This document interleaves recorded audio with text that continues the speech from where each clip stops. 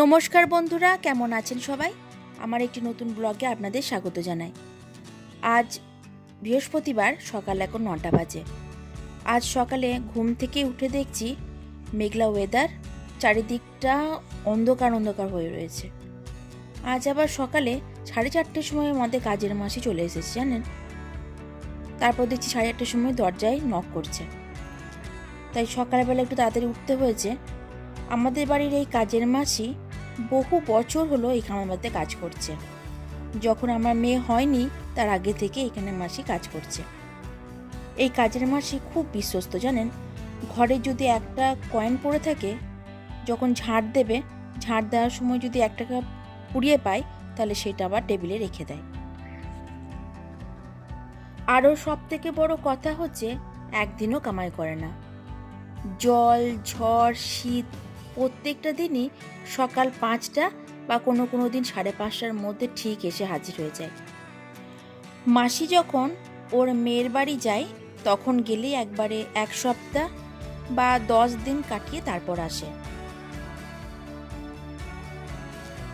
মাসি যেহেতু কাজ কামাই করে না, তাই আমরাও 10 দিন হোক বা 15 দিন হোক কাটিয়ে এলে আমরাও কিছু আর বলি না। ঘরের সব কাজ তখন আমরাই মিলেমিশে করে নিই। আজ আমি হাঁসের ডিম, আলু, মটরশুঁটি দিয়ে একটা তরকারি বানাচ্ছি। প্রথমে কড়াইয়ে তেল দিয়ে তাতে গোটা গরম মশলা ফোড়ন দিতে হবে। ফোড়ন দেওয়ার পর পেঁয়াজ কুচি আর টমেটো কুচি কেটে দিয়ে দিলাম। পেঁয়াজ ও টমেটো ভাজা ভাজা হয়ে গেলে 1 চামচ আদা লঙ্কা বাটা আর 1/2 চামচ রসুন বাটা দিয়ে ভালো করে নেড়ে চেড়ে নিয়ে তাতে হলুদ গুঁড়ো, লঙ্কার গুঁড়ো, জিরে গুঁড়ো, ধনে গুঁড়ো দিয়ে আর একটু মশলাটা ভালো করে কষে নিতে হবে। কষানো হয়ে গেলে তারপরে এবার মটরশুঁটিগুলো দিয়ে আর একটু নাড়তে হবে।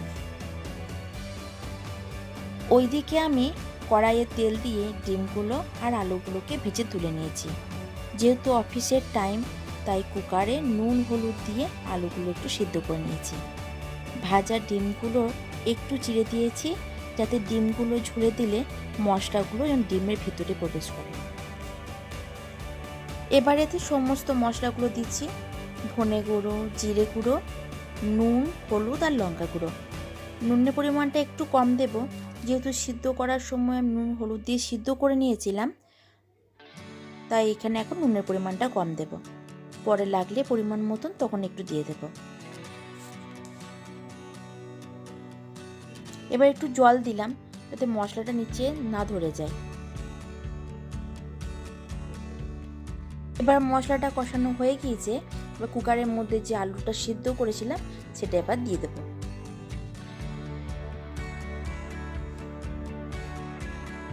এবার আমি ভেজে রাখা ডিমগুলোও এতে দিয়ে দেব।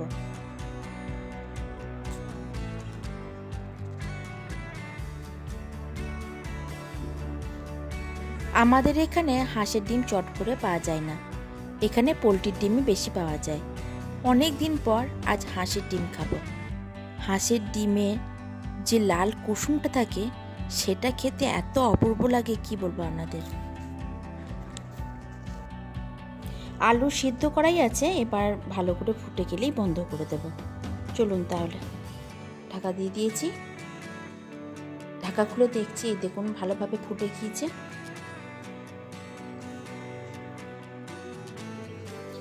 এবার কেটে রাখা ধনেপাতাগুলো এর ওপর ছড়িয়ে দেব।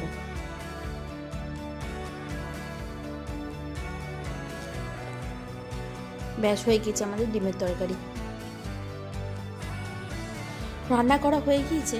এবার এসেছে, দেখুন এগুলো সব বস্তাতে মালগুলো এসেছে, মানে গাড়িগুলো এসেছে। এগুলোতে এবার সব স্টিকার লাগাবার জন্য লোকের বাড়ি এগুলো সব চলে যাবে, তার জন্য বস্তা, ছোট ছোট বস্তার মধ্যে এগুলো সব ভরবো।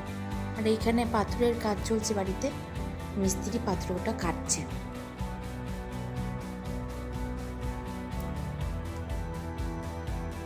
আর এই যে দেখছেন এই পুষ্পটা এত পাকা পাকা কথা বলে, কি বলবো আপনাদের।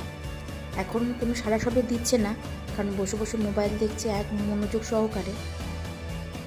ওকে একটা কথা বলবেন, 10টা কথার উত্তর আমি দিয়ে দেবো। এত ভালো লাগে, বলু মলু বেশ। দেখুন মুখটা দেখেছেন। আর এই যে দেখছেন এখানে সব টাইলসগুলোকে রাখা হয়েছে। আপনাদের তো ওপর দেখিয়েছি, ওপরে রুম হচ্ছে, সেই রুমের মধ্যে এই টাইলসগুলো বসানো হবে। আর এই ভরে নিয়েছি আমি বড় বস্তা থেকে 4টে ছোটো ছোটো বস্তার মধ্যে গাড়িগুলো ভরে দিয়েছি। এবার সব লোকজন আসবে, একটা একটা করে বস্তা নিয়ে চলে যাবে। আর এখানে যে ওই গাড়ির স্টিকারগুলো রাখা আছে, এই দেখুন, লাল গাড়িতে যাবে লাল স্টিকার, নীল গাড়িতে নীল স্টিকার, কালোতে কালো, এরকম বিভিন্ন রকমের স্টিকার রাখা আছে। বিভিন্ন রকম গাড়িতে এই স্টিকারগুলো লাগানো হয়। চলুন দুপুরবেলায় খেতে বসেছি। আজকের মেনুতে আছে আমাদের লাল শাক, আর আছে ডিম আলু দিয়ে তরকারি, আর আছে কুলের চাটনি। এটা আমার শাশুড়িমা বানিয়েছিল, খুব সুন্দর হয়েছে কুলের চাটনিটা খেতে। চলুন তাহলে ভাতটা খেয়ে নিই। এখন সন্ধ্যে 6টা বাজে, অদ্রিজা পড়তে যাবে, তাই কি খাবো খুঁজে পাচ্ছিল না। প্রতিদিন তো ম্যাগি চাউমিন ঠিক না, তাই ওই বললো আজকে আমি ওটস খাবো। আগে ছোটোবেলায় ওটস খেত না, কিন্তু যেদিন থেকে আমার বোন ওটস বানিয়ে দিয়েছে সেদিন থেকেই বলছে বাহ ভারী সুন্দর বানিয়েছে। তো এইভাবে ওটসটা বানিয়ে দিলাম, ওকে খাইয়ে দিই। তাহলে ব্লগটা আজকে এখানে শেষ করি। ভালো থাকবেন, সুস্থ থাকবেন, আর ভিডিওটা ভালো লাগলে একটা লাইক করে দেবেন। আবার দেখা হবে নতুন একটি ব্লগে।